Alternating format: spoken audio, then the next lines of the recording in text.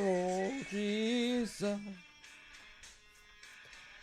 I don't know why we not live. Are we live? It's not saying. Countdown yet.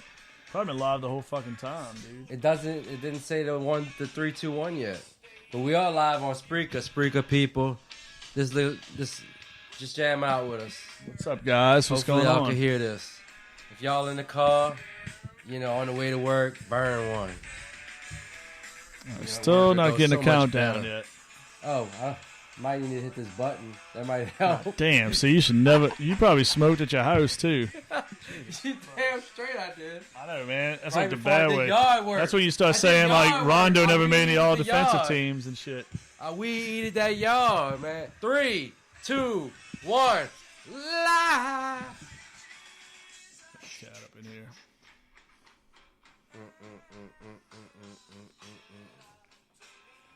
Yeah, start the show right here. Yeah. Oh shit! Don't scratch me, mother. Hey, get off of me! Get off of me, you beast! She just attacked you. You beast! She's like, get in my spot, you asshole. I'm gonna attack you with this mic. Now tell us what you're feeling right now. Tell us what you're feeling. Don't run off the set. We need to know what's going on. Said this shit's not in my contract right now. Yeah, don't scratch your face with the mic. Oh, man, we are back at it, y'all. Live. It's Mardi Gras week, basically. It's like the 8 days before Mardi Gras, man. For all our folks outside of the 504 and in the 504, I think they want to know what today's date is. Oh, you know what time it is. It is February 17th, 2020. As always. All right. Eyes check all year. There you have it, y'all. Saints Sinners Podcast back on at part of the Tailgate Sports Network, our website, tailgate504.com. You can see a lot of our friends of the family, like Sully's Bar. You can see Nola Express Courier, a lot of businesses we deal with. Savoy's Sausage, the best boudin in the land. Actually, that's what I'm eating tonight. I got some Savoy's sausage going down with some red beans. Is that the star of the show? Is that the main? That's some good sausage, brother. That's all I can say, man. That's the main dish. Well, this week is going to be a pretty crazy week as far as parades go. It's kind of good. We have a little break. All-Star Game was last night in Chicago, my second favorite city in the world. We saw Brandon Ingram very little. He played like 9 or 10 minutes. I think he scored 1 basket. But the Pelicans have a massive game Friday night on the road in the Pacific Northwest against the Blazers, who they've played really well against this season. They've kind of owned the Blazers. We talked about that one in a recent podcast. Damian Lillard's got a groin injury. Not sure what his status is going to be for that game, but that's a big game. ESPN's going to have that game. But before then, dude, we got parades. Like, dude, it's going to be like a constant bender going on from Wednesday through next Tuesday. It's a smorgasbord. It's an orgasm. It's just constant. Every day, starting Wednesday, you got Knicks. That's right. Thursday, Muses. That's right. Friday, you got the Crew de Tot. Saturday, you got Endymion. Man, that's a good choice. Crew de Tot's a very underrated parade that people don't talk about enough. Bacchus. Monday, Orpheus. And Tuesday is the granddaddy of them all, Mardi Gras Day. That's right. So who is Bacchus this year? I could not tell you that. Bacchus is a parade. It's purple. No. Purple shit. No. Who's like the king Bacchus? Who's king? Man. I don't follow up on that kind of stuff, man. You are the entertainment. Well, see if the fastest hands in the industry can find out who Bacchus is. Past Bacchus kings have been Drew Brees. You should only ask questions that we know the answers to. Well, go with the fastest hands. I'm curious about that now, man. I mean, Raditich.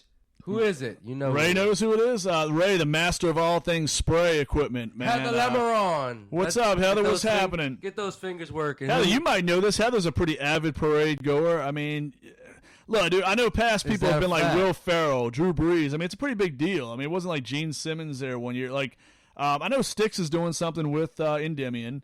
Thought about jamming to some Styx coming out, but went with the Possum Kingdom instead. I just felt that one today. But, man, All-Star Game, I will say this. It was actually quite entertaining, and I don't like all-star games in sports particularly because usually it's bullshit. Now, baseball had meant something for years with the home field advantage in the World Series thing. The ladies will be happy.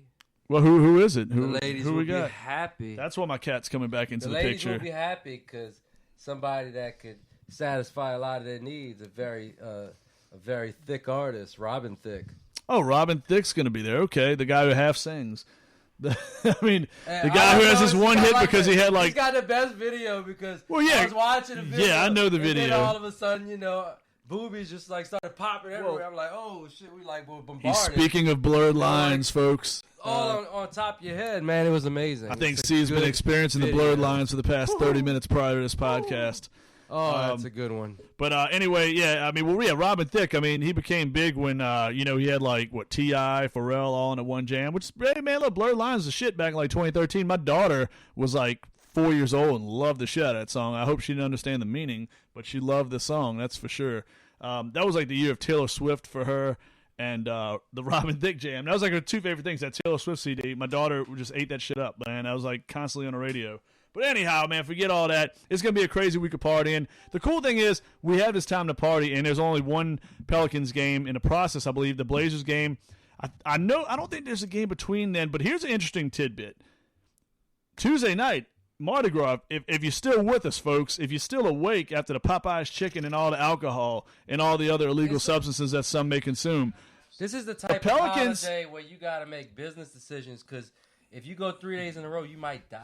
Well, and that night, you have the Pelicans and Lakers. Pelicans and Lakers, always a great contest. Could be a possible preview of the first round of the playoffs. Pels have some work to do. They still trail the Grizzlies by some games. Tuesday, I believe. Tuesday, Mardi Gras night, they will play the Lakers in Los Angeles, if I'm not mistaken. Yeah, they wouldn't put that game here on Mardi Gras Day. They wouldn't do that. I thought it was March 6th. I know I got tickets to that. No, that game, yeah, I'll be at that game as well. That's going to be an epic battle. Kobe jersey will be worn right there. Hey, absolutely. It's coming down. You just have to pull it down, brother. But anyway, the game last night, it actually felt like they were competing in the fourth quarter. I thought it was shitty for the game to end on a free throw. I thought Davis should just miss both free throws on purpose and been real about it, but it is what it is. I mean, the guys started taking charges. Kyle Lowry took like 4 charges in the fourth quarter. Kawhi played his ass off. And everybody said that he should never play in the All-Star game ever again. Everybody seemed to be very pissed with him. I mean, Lowry's a blue-collar kind of player. He's not the first guy I think of as far as like superstar. I think he's a damn good player. He's a great second or third option for Toronto last year. With Kawhi, with Pascal Siakam, with Marc Gasol, he fits in well with that unit. You know what I'm saying? But Lowry's never going to be a guy in a series that's going to control things and take a series over single-handedly. A lot of people were pretty upset about Shaka Khan. And I'm like, I see Poncho, the Dancing Bears, y'all know him as, posting stuff, and I'm like, man, what's he griping about? Get off my lawn kind of thing. Then I actually sat there and listened to it. I went back on YouTube. I said, you know what? Poncho has a freaking point here. That qualifies, and no disrespect, she's a legend, man. She's a Chicago legend, Shaka Khan, music legend, all right? But that was possibly the worst national anthem I've ever heard in my life. I'm just saying, I don't know if she was channeling her inner Randy Watson. I felt like I was on the movie Coming to America all over again. Like she opened up for Randy Watson and Sexual Chocolate. Ms. Lisa Bakke wants you to know, and I know this because I'm of a certain age, and I remember him being on TV, that Robin Thicke Allen, his dad Allen, was a king on TV. That's right. Back in the day as everybody's dad on TV. Show me that smile again. Yeah, that's how the song started. Yep. That was a song. I remember that. Kirk Cameron, man. The sister who nobody knows her real name. Ben, the person nobody knows her real name. Kirk Cameron, he's like in that weird religious. I think he's extremely religious. He's door to door, I think. He's a little overly. I mean, hey, look, dude, I'm all about choice of religion, but yeah, Kirk Cameron's a little excessive. I'll say that he's a little pushy about it, but great guy nonetheless. Either extreme. Yeah, he's a little extreme, but yeah, man, Alan Thicke, and dude, it's funny. Looks just like his dad, Alan Thicke. I mean, Alan Thicke was the man on that show. Great TV dad, man. It was a great TV family. The sister was really boring. No offense to her. Joanna Kearns, I think, was the mom. She was pretty cool.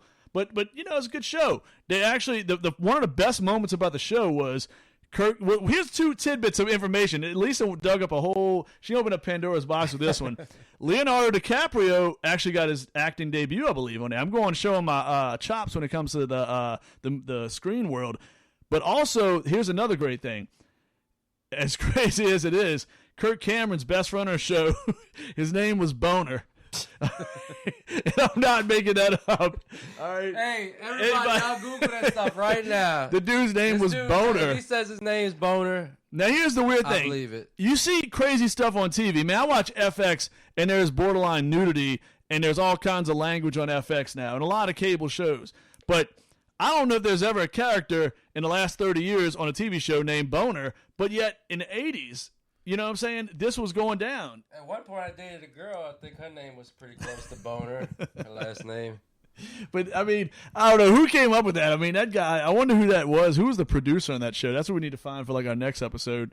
But, I mean, whoever did that, you were ahead of your time. He was very much ahead of his time. I don't know why his name was Boner on the show, but that was his name, his best friend. Man. I don't even remember actually the other characters on the show. I know they're real actor names, but I don't know what's Kirk Cameron's real name on the show. I don't know, but you know what's good I know to Boner is these NFL free agents coming Well, up. man, look. It's a class. We told folks we were going to do a little free agency because we have a few days of break with the Pelicans. Pelicans' next game, like we said, is Friday. NFL free agency, man. We dropped a couple articles on 504, tailgate504.com. We did defensive ends. We did wide receivers. This defensive end, edge rushers, the Saints, we're probably not too interested in that. Let's be real. I think we're interested more in a cut candidate. Like we talked about Everson Griffin, possibly, somebody like that. But out of the 5 that we have as the top 5 on that list, who do you feel is the most likely to go anywhere else? Because we had Chris Jones on there. We had Jadeveon Clowney on that list. We had Shaq Barrett. Just some names like that. I think Shaq Barrett's found money, and I think Tampa pays him? Yeah, they're gonna have. They got a lot of cap space. There's no choice there. I think Clowney could be. Jones is like the heart and soul. I think he's got to stay there. Yeah, he's got to stay. There's no way They'll lose Sammy Watkins, but they can't lose Chris Jones. If there's any chance he's leaving, they're gonna just franchise. Yeah, I mean that dude ran a 40 with his pants falling down, and we knew what kind of player he would be just from that moment. He pulled that off. Hey, great player, 24 sacks over the last 2 years. A lot of ladies and Dwight Howard knew he was gonna be special at that moment. Oh, man, we're going straight to a weird place now. I love it, though. But let me ask you, Jadeveon Clowney, he's a guy to me, did not perform very well. 3 sacks last year. All right? He's a guy, lots of talent, plays the run well, but he's not getting the sack numbers. He's never been in double digits in sacks in his career. I will say, does that surprise you? I will say, sacks is it's a misleading stat. You got to look at hurries and plays made in the backfield. But I want to see more than 3 sacks. Tackles. I want to see more than 3 sacks. 3 sacks is kind of piss poor. I mean, Cam Jordan. I've always argued that with Knowles. Our boy Chris, who did some writing back in the day with Texans Wire. Which I got to actually ask him something about that when we get off this show at some point, because there's a guy writing a crazy article on Texans Wire that makes not an ounce of sense that I read earlier. But anyhow, neither here nor there. But Jadeveon Clowney, all right, top overall pick. This guy was the first overall pick. All right, I mean, he had back-to-back 9-sack seasons when he was playing with J.J. Watt in Houston. Not bad. 9 sacks is solid. But I used to always talk about Chris about that. Cam Jordan, he's like, oh, Cam Jordan ain't getting 18, 19 sacks. I'm like, who does? Jordan, but he's a beast. He's one of the best ends in football. He gets 12 sacks, 13 sacks. He's the kind of guy that goes to the movies and watches with his family. I heard, man. Not to put him out there, but I was a little starstruck when I seen him at the movies. He's a cool dude. I high-fived Cam on the way on the Tulane open practice one year. I think he was on his way to the lavatory, and I happened to catch a high five. You haven't washed that hand since? Haven't washed my hands since, man. No, but I heard he was in the movies, right? He was at a particular film that just came out. That came out to me 15 years too late, but it's out. Sonic the Hedgehog. Yeah. Who in the hell releases Sonic the Hedgehog now? I don't know, but I mean, it was nostalgic for the 40-year-olds, but it was pretty good. Jim Carrey found the role that he was meant to do. Jim Carrey's in it? Oh yeah, he's like the main bad guy. He's an intriguing guy now at this point in his career, acting wise. He's in a show on Showtime. I came across something to do with kidding or something weird by that name. He's like a Mr. Rogers kind of guy. It's kind of a sadistic little show, but it's got a little humor to it. But I came across it. I didn't even know he was in it, but he's in some weird roles the last 5 to 10 years, man. But Jim Carrey, definitely one of the best of his era. Yeah, but no, this is perfect. He rolls in this. He rolls hard in this. He got to use every bit of his manic energy in this one. And it was a good role. It was a very entertaining movie. Don't you get the feeling he's naturally hot? It's not like something that's going to win an Oscar like the movie Parasite, Parasite was pretty good. You saw it finally? No. I know they won everything. Yeah. A lot of people are split. a lot of people in the media say it's just an amazing movie. Really? And then some other people you talk to say it's like an the agenda. worst movie they've ever seen in their life. Really? Yeah, it's kind of like crazy. It's like Chocolat. It's something that you got to see.